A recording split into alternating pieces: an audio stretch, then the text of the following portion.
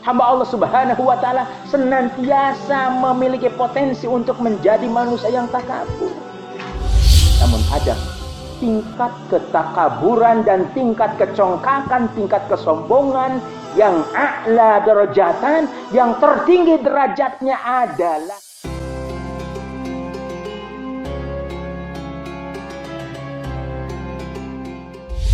Bismillahirrahmanirrahim. Assalamualaikum warahmatullahi wabarakatuh.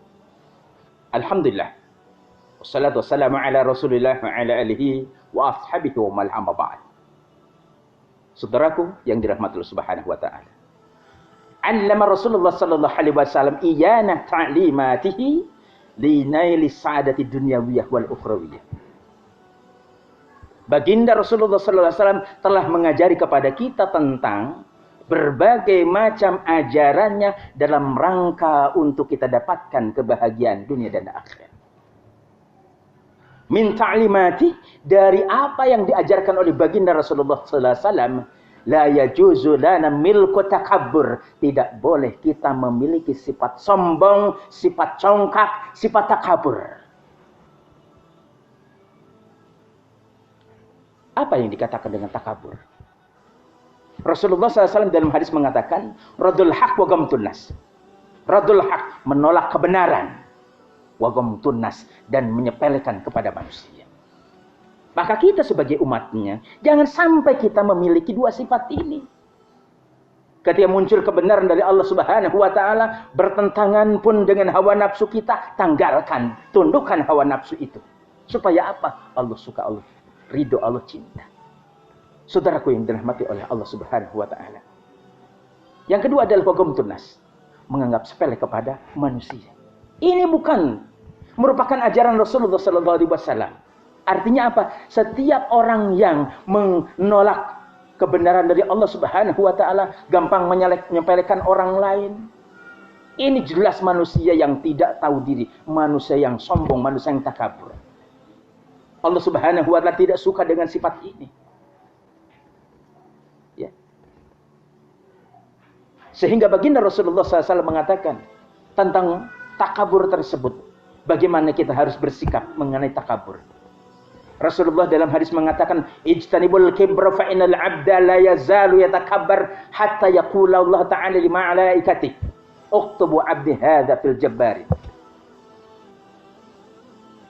Jauhilah oleh kalian semua sikap takabur. Kenapa demikian? Karena sesungguhnya hamba Allah Subhanahu wa taala senantiasa memiliki potensi untuk menjadi manusia yang takabur.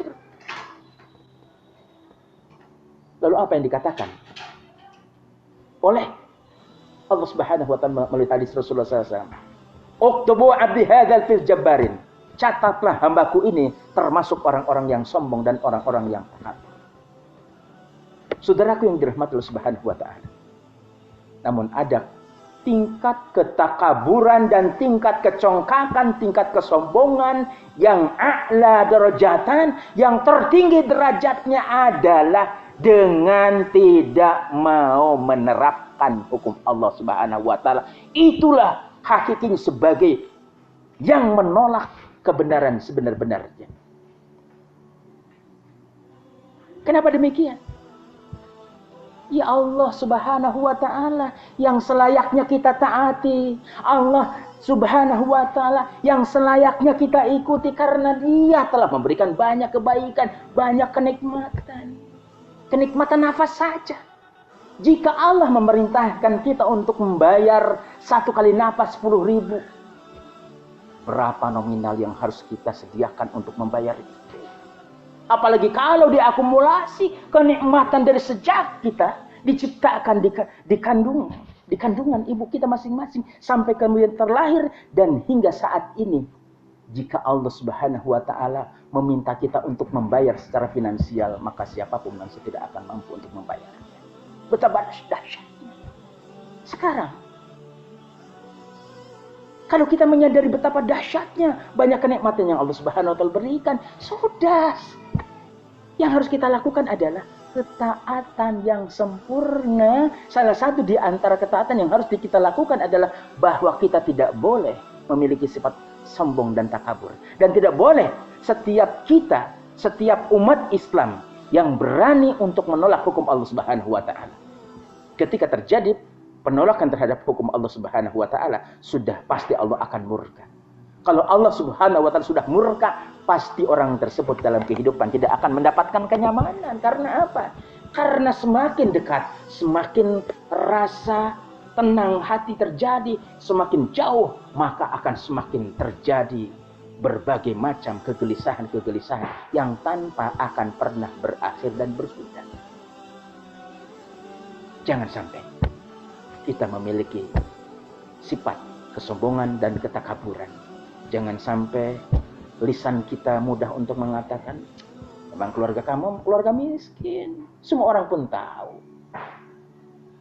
IQ keluarga kamu itu IQ jongkok semuanya. Nah, itu menyepelekan terhadap orang lain. Saudaraku, boleh jadi orang yang seperti itu kan di hadapan Allah Subhanahu wa taala adalah sebagai orang yang dimuliakan. Karena boleh jadi yang bersangkutan taat kepada Allah, kalau taat dia akan mulia, kalau mulia sudah pasti dia akan mendapatkan ridho dari Allah Subhanahu wa taala. Untuk itu, membangun masih dalam kehidupan di dunia ini diberikan kesempatan untuk bisa menata dan memperbaiki diri, maka jauhilah sifat-sifat yang buruk, sifat-sifat yang tercela, supaya Allah Subhanahu wa taala meridhoi kita serta baginda Rasulullah SAW memberikan syafaat terhadap kita. Mudah-mudahan ada manfaatnya. Assalamualaikum warahmatullahi wabarakatuh.